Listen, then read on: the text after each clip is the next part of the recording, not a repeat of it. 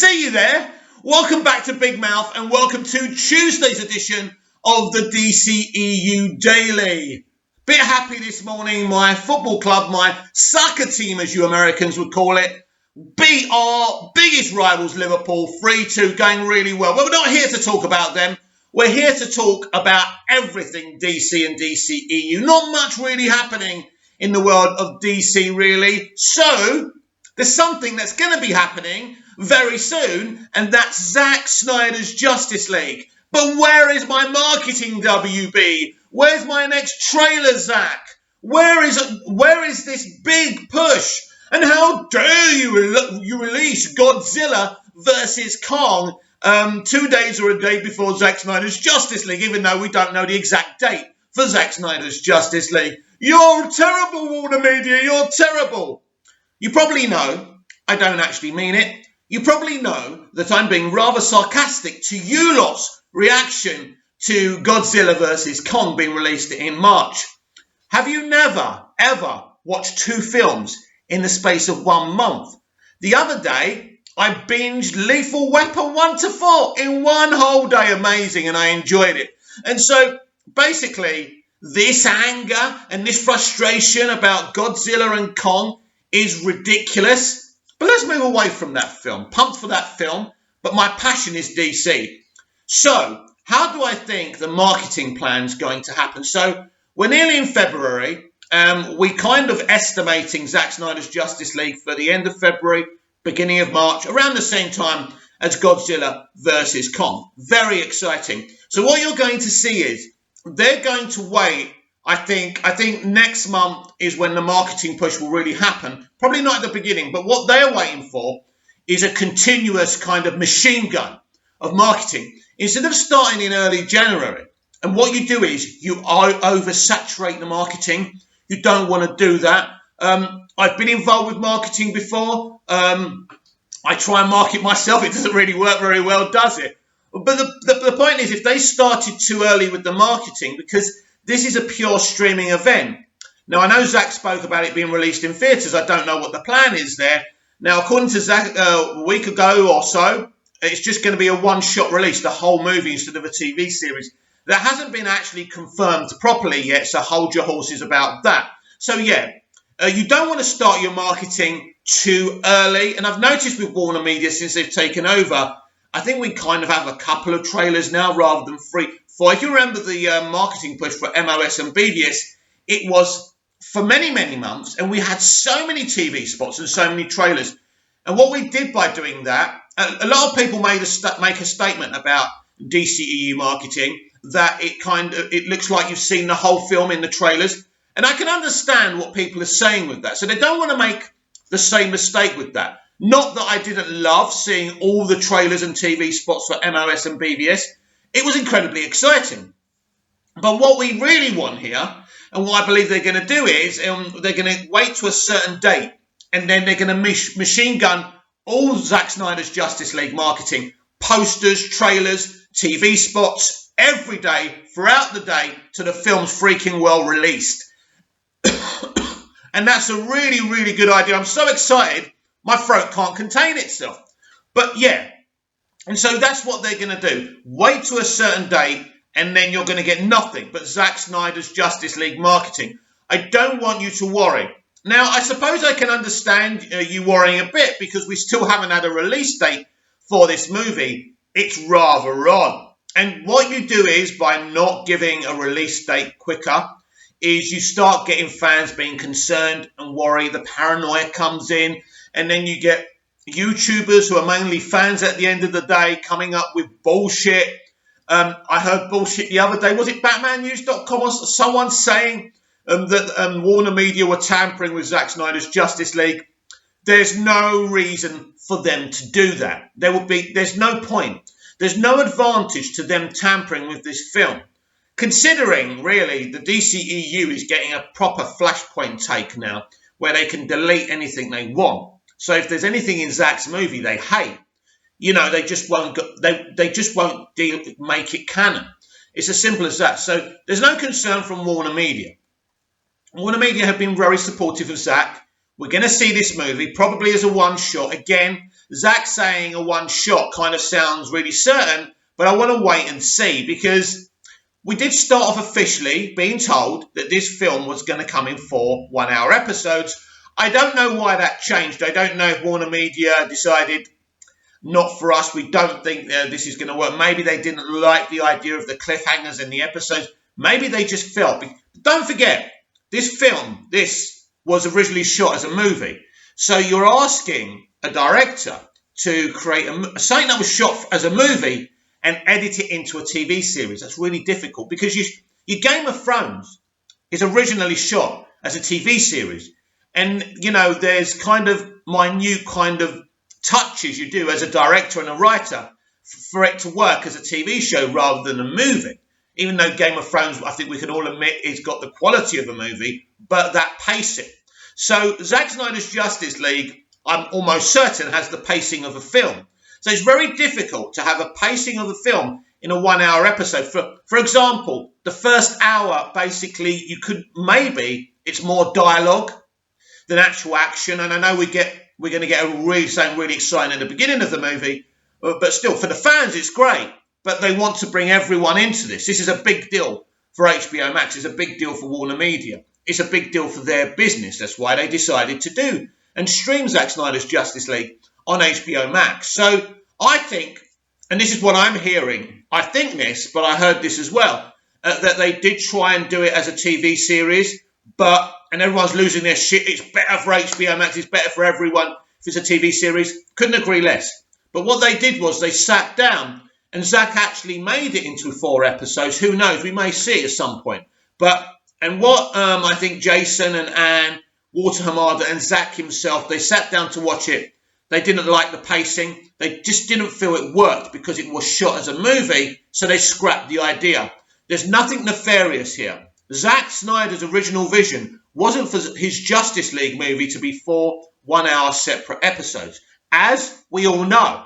So no point losing your shit. It simply does not work as a TV series as far as Zack is concerned, and Jason and Walter. So that's basically everyone who's kind of working on this. Well, Zack's working on it, but Zack's being helped, of course. And, you know, without Warner Media, without Jason or Anne or Walter, this would not be happening, whatever Ray Fisher has to say.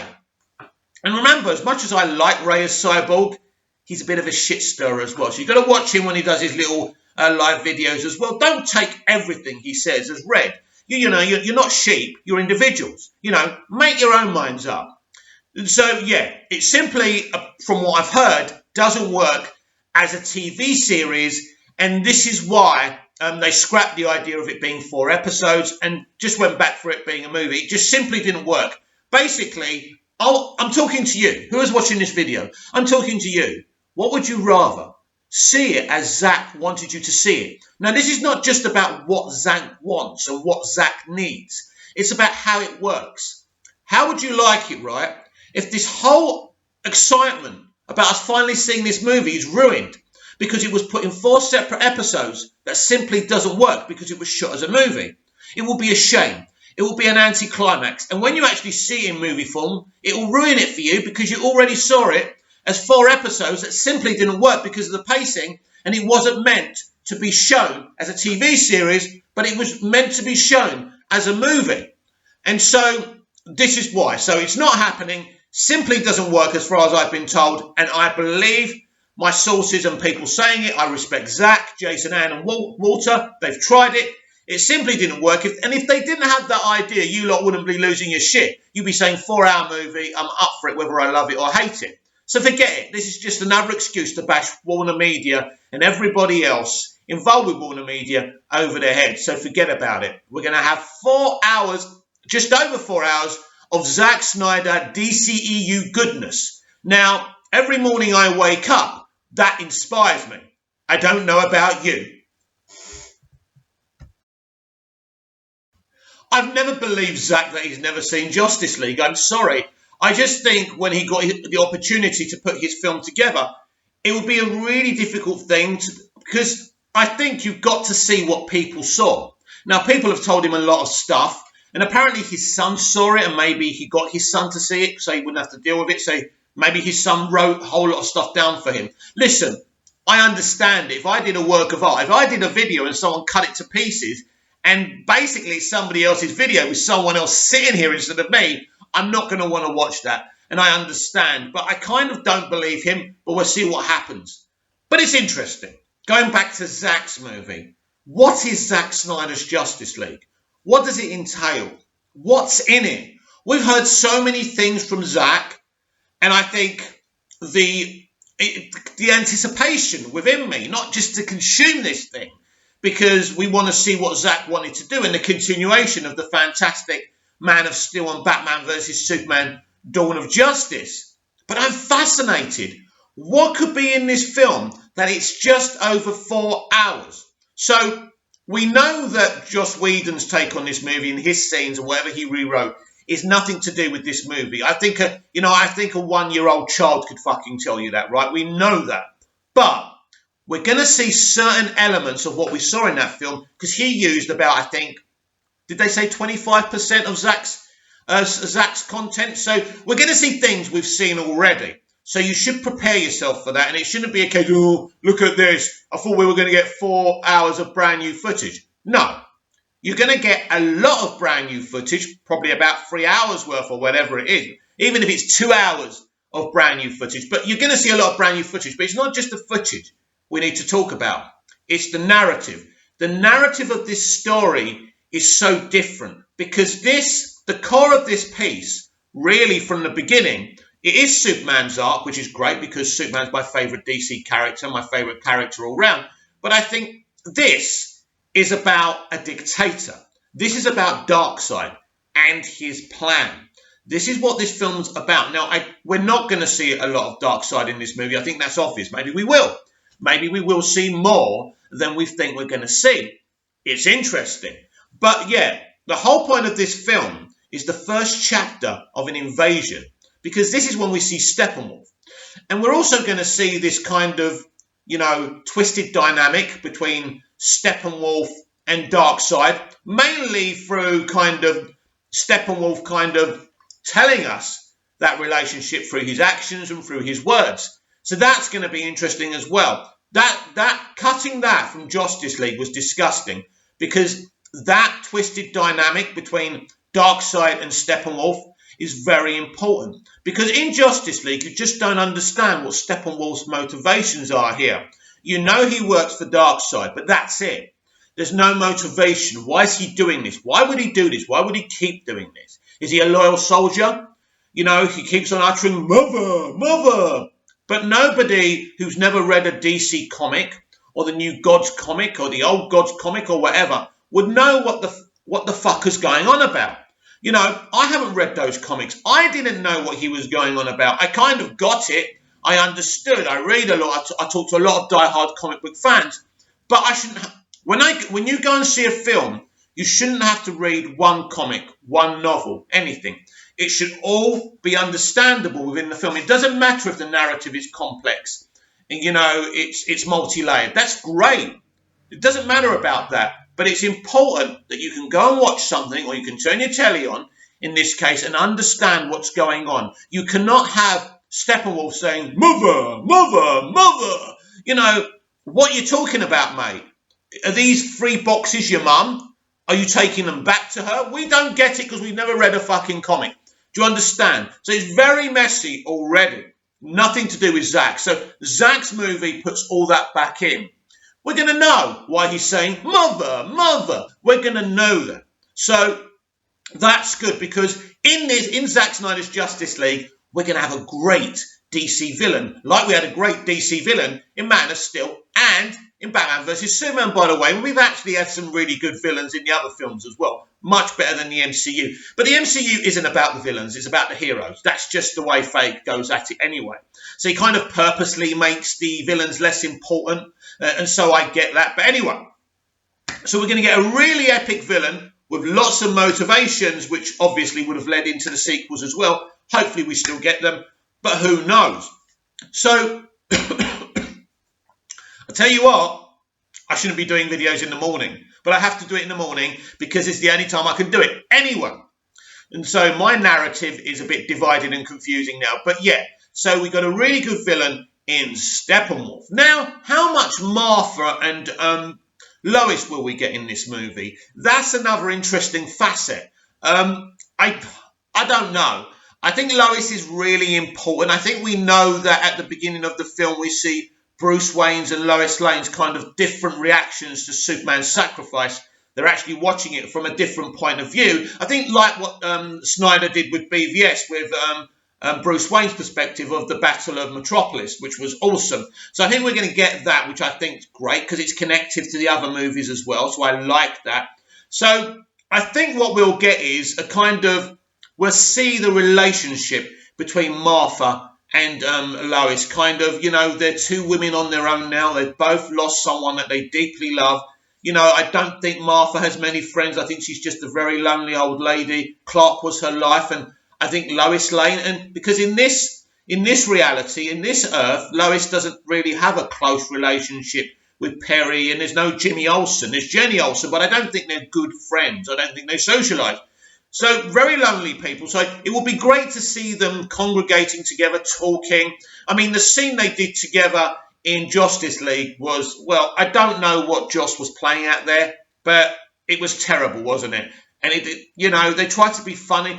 He was trying, look, he was obviously in a rush, so he probably couldn't think of any good gags, but his gags are not great anyway in his other work, but absolutely ridiculous. So I'm hoping to get more of Martha and Lois, and I want that, you know, relationship between these two women, these two very strong women, by the way, played by very strong, talented actors.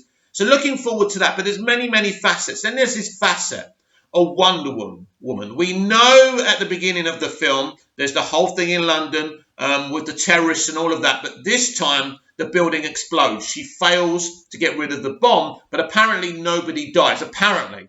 I think it actually would have been better if people died, because that would have been her core thing within the movie to do better. But it's interesting, and I think it's Zack's arc for Wonder Woman, for Diana in his Justice League movie, is about her embracing being a leader.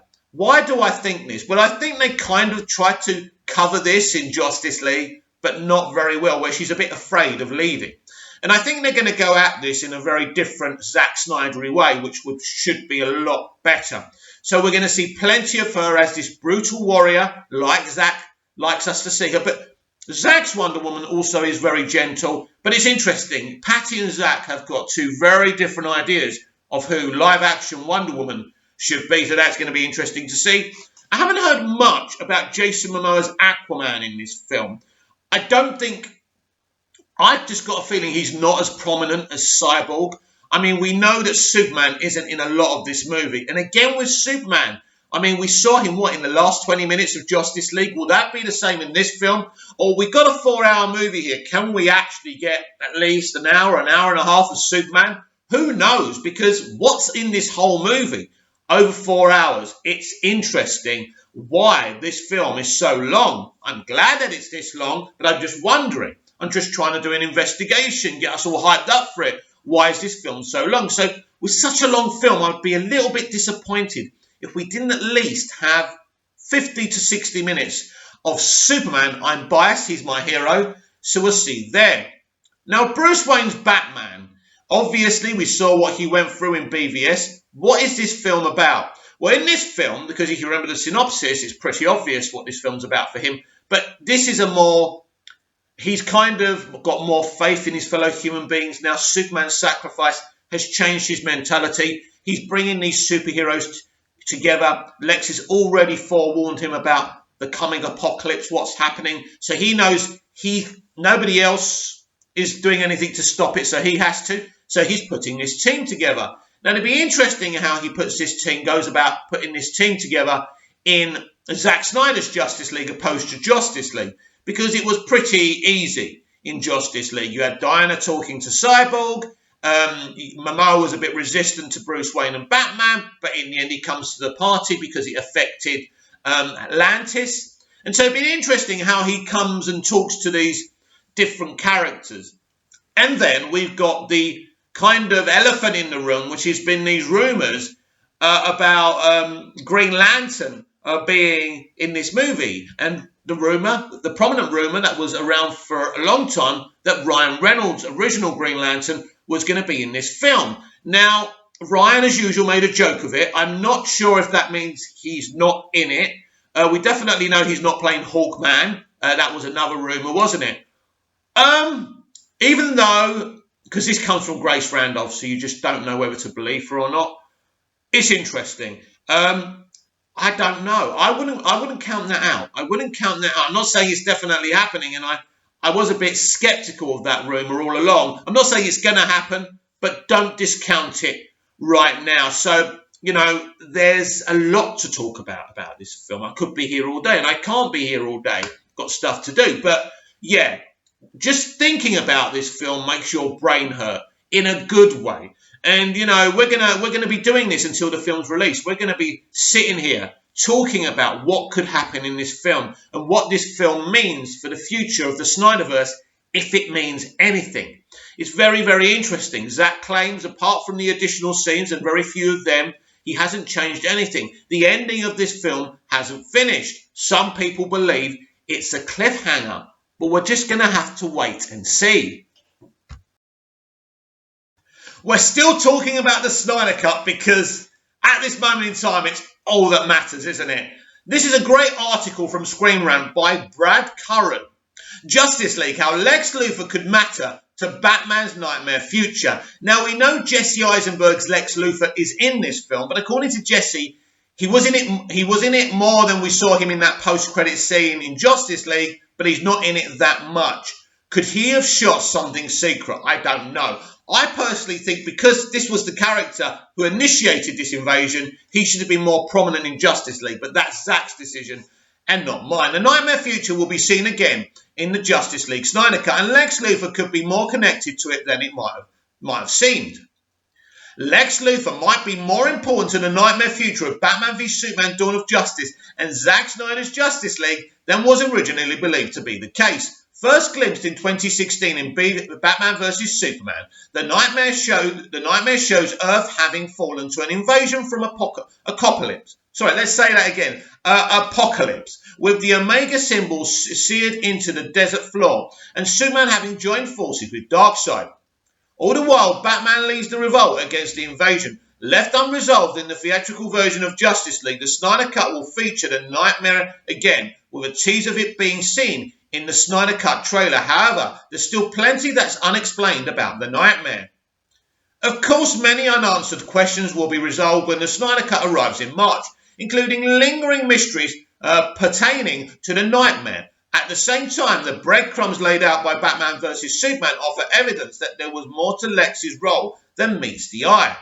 Adding the Snyder Cut and Lex's role into the equation, it appears Jesse Eisenberg's Lex Luthor might have a fairly significant connection to the Nightmare. The Nightmare wasn't given much in the way of context in Batman v Superman, but with the sequence intended to be harrowing and disorientating section of the film, that was also an intentional choice on the part of Zack Snyder, with the plan for it to be explained in a greater detail down the line. With the Snyder Cut on the way, what plan is now set to partially reach the end that Snyder had meant for it to? And there's reason to think that Lex Luthor has more to do with it than it might seem to the naked eye. Here's why Lex Luthor could be a significant player in the Snyder Cut's presentation of the Nightmare. Batman v Superman makes it evident that Lex's plan involves much more than simply pitting the titular heroes against each other and creating Doomsday as a failsafe for Superman's refusal to kill Batman. Lex was seen meeting with Steppenwolf in the Ultimate Edition of Batman vs Superman. This is true. That obviously means something. And in his final warning to Batman, Lex also stated the bell's already been rung, and they heard it. Should I say it like he does it? The bell's already been rung, and they've heard it. Well, I can't do it, Jesse, but I tried my best. So where are we? Ding, ding. Yeah, and then he goes, ding dong, the god is dead. With Lex following with his warning that he's hungry, he's found us, and he's coming. It's quite clear that he's fully aware of the impending invasion from Apocalypse. This is true. So Lex knows more than we ever thought he did. Interesting article, Brad. Lex's journal, which play a far more pivotal role in the Snyder Cut, also indicate that he's assisting with Darkseid's invasion. But what hasn't been fully revealed yet is how much of a role Lex is actually playing in facilitating the attack from Apocalypse. It's also possible that Lex may be more of a key player in Darkseid's plan than even he himself knows. Good point. But Batman v Superman fully shows that Lex is a much greater ally of Apocalypse than he's admitted to, and possibly more than he's aware of. With that being said, Lex is also just the latest addition to what has been an evolving strategy on conquest on Darkseid's part. Looking more closely at Batman v Superman and Snyder's cut of Justice League, Darkseid's efforts to conquer Earth have had a succession of secondary plans in case one fails.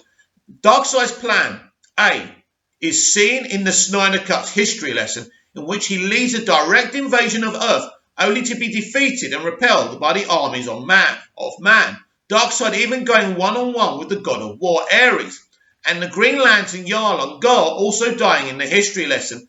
Lex himself shows what looks like another plan with Doomsday in Batman v Superman. Lex's dialogue in the film suggesting that his creation of Doomsday may have been at Darkseid or Steppenwolf's bequest. That actually would be really good, with Superman's death marking the next invasion of Earth much easier to accomplish. Steppenwolf's line to Desaad, "No protectors here, no lanterns, no Kryptonians," also supports this. Good point, Brad. As the most prominent villain of the Snyder Cut, Steppenwolf shows another attempt by Darkseid to invade Earth, only for Superman to be revived by the League and Apocalypse to be defeated once more. The original layout of Snyder's planned 5-part arc was also known to involve Darkseid murdering Lois Lane in the Batcave, then bringing the despondent Superman to the side of Apocalypse with the anti-life equation. If you think about this, it's very similar to what Palpatine did to Anakin. Basically, he facilitates her death through Anakin's anger, and when Anakin finds out, this leads him deeper into the dark side. So some similarities there.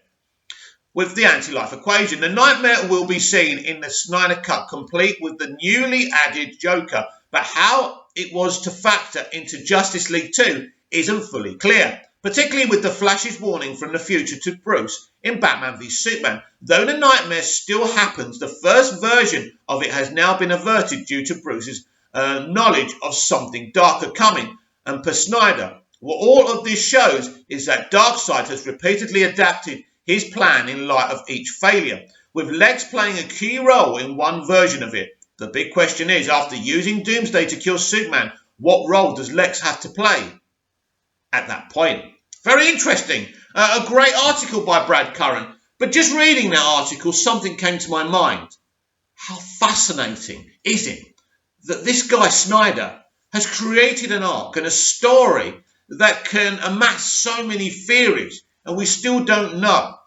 Now, a long time ago, I wrote this treatment for a Superman movie. I've written loads of treatments for a Superman movie, which I've never sent off or anything. One of them was actually that Lex and Clark both came from Krypton, but Lex's powers were dormant, and Lex never knew that he was a Kryptonian, and his father never told him. So that's interesting. I'm not saying this is what's going to happen in this film, but if this was to happen, it will make sense why Darkseid has further plans for Lex Luthor. I guess we're going to have to wait and see. So finally today, I want to talk about Tyler Hoechling's Superman. Why is his Superman TV series getting such a star treatment? The marketing is off the scale. You can see the production values and the budget are really high. The kind of production values and budget we have never ever seen on a Arrowverse TV show. So why is Superman getting it? First of all, you can explain it one way. He's Superman, he's epic and awesome, and he deserves it. Point taken. But it would take more for them to do this. The CW don't even have the finances to produce this. So I think this is more of a Warner Media project. This is more of an HBO Max project. I bet you this jumper, even though you wouldn't want to wear it anyway, that Superman and Lois from season 2 will also stream on HBO Max. That can only be the explanation why so much money has been spent on it. But not only that, suffice to say that Tyler's Superman could have a bigger future in the DC multiverse strategy than we ever thought. Not going well this morning, is it? Anyway, yeah, so he could have a bigger future than we ever thought. So this could mean, maybe, they're planning on making him more important in the multiverse strategy than we ever thought. Could Tyler Hoechlin actually be Walter Hamada's Central Superman? I doubt it, but I'm still very suspicious why so much attention has been put on this version of Superman. I never thought it would be. But seeing the trailer and seeing how good it looks and how good everyone is in it and how dark and gritty it actually looks as well, it seems to me there's a bigger role for Tyler's Superman in the whole universe. And it's interesting, when I first saw Tyler as Superman, I loved him. I thought he was great. I thought he was very majestic and grandiose. I personally, if I saw Tyler at an audition call to play Clark and Superman, he wouldn't be my first choice. But he's great casting and he works. I suppose we're going to have to wait and see till Flashpoint to see how important Tyler's Superman is. He will be in Flashpoint because I think everyone involved with DC live action, past, present and future, will be involved in that film. How they're going to do it, how they're going to put all this together and have all these cameos, I don't know. But one thing's for sure, with Zack Snyder's Justice League, with James Gunn's The Suicide Squad, with Peacemaker, with Flashpoint, with Aquaman 2, and Shazam 2 and 3 and Black Adam, the DC live-action universe, let alone what they're doing on HBO Max on TV and on the CW, has a very bright and great future. Comment down below, like, share and subscribe, and I'll be back tomorrow with even more DCEU Daily. See you again soon.